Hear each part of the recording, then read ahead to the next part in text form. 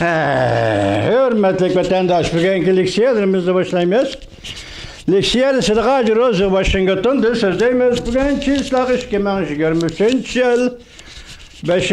ayının 9. günü haftaga seyşembe vatandaş. Bugün ne etkandı yaki vaziyette ne etkandı yani şu vaziyetki münasebetlik bugün biz sözdeydiğin leksiyalarında etkandı hazır.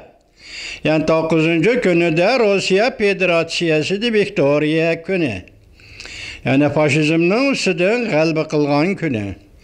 Emniyet yani bir noktadaysınız faşizmnin üstüden galba kılgan günü bugün Ukrayna halkını kırgın kılıp yani üzü faşist kayılıp ağan günde birinler vatandaş. Prezident Vladimir Putin'in royda tetiklik, jallıklık bak. Belki zoğumuzu şunda kılıvatkan buluşum mümkün. Yaki üzünü tutuvalgan buluşum mümkün. Bu nesi kat'i nazar? Bırak harbi parat kubul kılıdgan, harbi parat maşinesi çıkıp parat kubul kılıvatkan. Rusya Federasyası Devlet Müdafiye Ministeri Sergey Shoigu'nun keyfiyatı yakşamaz. O etrafa qarayanmaydı. Beşini yayır selip mangandak maşinden ısıtırıp gözleri alaqcalaq. Çünkü o Ukrayna vuruş meydanı yenilevatqanlıqını bu armiyanın hazır harbi paratqıda islavatqan Rusya armiyası, Federatsiya armiyasının Ukrayna vuruş meydanı yenilevatqanlık onun beş qaldak ayan.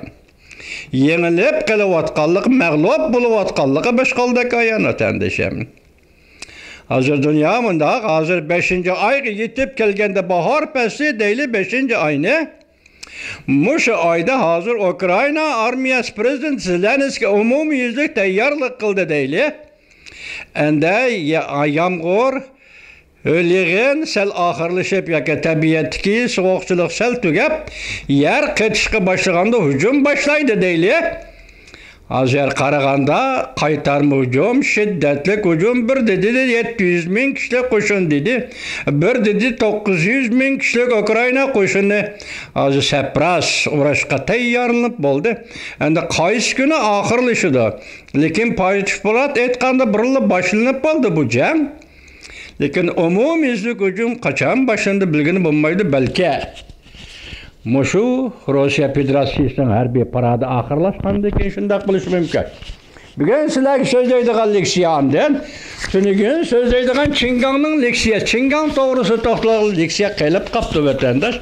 Onun qelip qağının bir noktanın doğru olup bugün şunun münasibetlik yani haber var. Sizler şunun çunqur dikkat kılınmak vatandaşlar 4. ayının 26. günüdün başlap dünyanın vaziyeti meyli Cungo'ya bağlıq, meyli Ukrayna'ya bağlıq, meyli kimge bağlıq vaziyette intayin zor, keskin nayti sezgör özgürlükler oturğu çıkıvatıdı. Dikkat kılın vatandaşım bunun işlenimiz. Endiliksiyani başlayılıyor. Moldova'nda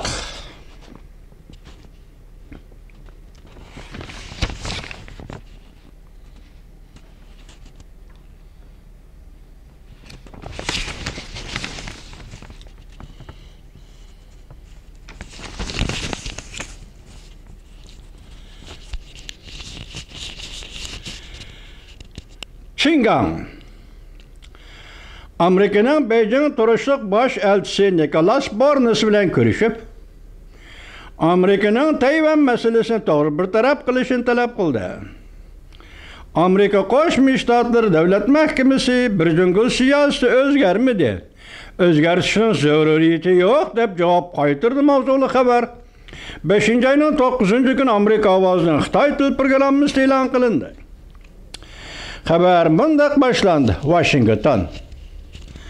Cungu Devlet Mahkemesi'nin a'zosi qo'shimcha Tashqi ishlar ministri Çingan 5. ayının 8. günü Beijing'de Amerika'nın Cungu turuşluq baş elçisi Nicholas Barnes bilen görüşgende Amerika'nın Tayvan meselesi doğru bir taraf qilishni, bir Cungu prinsipini quruqlab qo'yishni to'xtatishni talab qildi.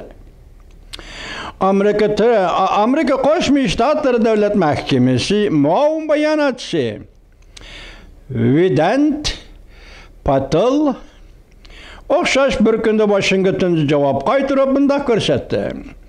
Amerika'nın her nöbetlik hükümetleri 40 yıldan beri bir cüngü siyasetini kullanıp geldi. Bu siyaset hazırgacha özgermedi. Şunun için özgertişten hiç kandak zaruriyeti yok. Cüngü Taşkı İşler Ministerliğinin tor betinin haberleriga asaslanganda Minister Çingang baş elçi bilen görüşgende mındaq ta'kidledi. Nöbetdeki ciddi mesele iki devlet, yani Amerika cüngü münasebetini muqimlaştırıp, münasebetinin bir şekillik tüvengi serilişiden saklanıp, tasadifi vakalarının yüz berişini çekleşten ibaret. Biz Amerika tarafının çunkuru oylanıp, iki tarafının münasebetini ilgiri sürüp, İki tarafının münasebetini ilgiri sürüp, doğru yolga qaytıp gelişini ümit kılmaz. Bu Çingang Efendi'nin sözü. Çingang Amerika'nın çunkuru oylayışını talep kılganda tılgı algan meselelerinin biri şu ki, cüngünün kızıl sızığını hürmet kılış. Bulup bu Tayvan meselesini doğru bir taraf kılış. Bir cüngü prinsipini kurudap kuyuşu to'xtatish. Tayvan müstakilçilerini qo'llashni to'xtatish. Mana bu Çingangning Amerika Qo'shma Shtatlarining Jungo To'ysoq bosh elchisi Nikolas Barnes bilan ko'rishganda o'ttirib qo'ygan shart-sharoit talabi. Amerika Qo'shma Shtatlar Davlat Mahkamasining muavin bayonotchisi Batil haftaning birinchi kuni dushanba muxbirlarga xabar e'lon qilgan chog'da bu masalaga bergan javob to'g'risida muxbir savol qo'ydi. Muxbir muavin bayonotchi Batilga so'z albal qo'yib mundaq dedi. Kechiringlar, savol qo'yib mundaq dedi. Amerika bu masalada har qanday o'zgartish zarur deb qaragan narsalar bormi? Mutlaq yo'q. Bosh elchi xususiy tarqatgan va sizlar meni ko'rib turgandek davlat ishlar kotibi va boshqa Amerika amaldorlari ochiq so'rovlarda ifodalab bergandek mushu sahnada emas, o'xshashla mushu navbatlik hukumat doiralarining boshqa so'rovlarda so'zlab o'tganidek. U bo'lsa, bizning jungo siyosetimiz o'zgarmadi. Bizning jungo siyosetimiz o'zgarmadi. Ikki qatim debdi. Bizning jungo siyosetimiz o'zgarmadi. Bu siyosat 40 yildan beri Tayvan munosabatlari qonunining 3 parcha axborotning va 6 turli kapolatnomaning yetakchiligi ostida bo'lib keldi. Deb ko'rsatdi Amerika Qo'shma Shtatlari Davlat Mahkamasining muavin bayonotchisi Batil. Tuyuqsiz o'zgarish bormi vatandoshim? O'tgan yil 5-oyning 8-kuni esinglarda bor. 5-oyning 5-kuni Davlat Mahkamasi nim degan Tayvan mustaqillik jakarlandı. Buning biz bilan qarayeti chaqliq, biz bilan hech qanday aloqasi yo'q degan mazmunda bayonot bergan edi vatandosh. 1 yildan keyin bugun yani şu Amerika Qo'shma Shtatlar Davlat Mahkamasi bayonotchisi bundoq bayonot e'lon qildi. Buning Amerika tarafdan aytganda sababi nima? Yoki Amerika taraf mushundaq bayonot e'lon qilganda Jungo tarafdan kelayotgan sabab nima?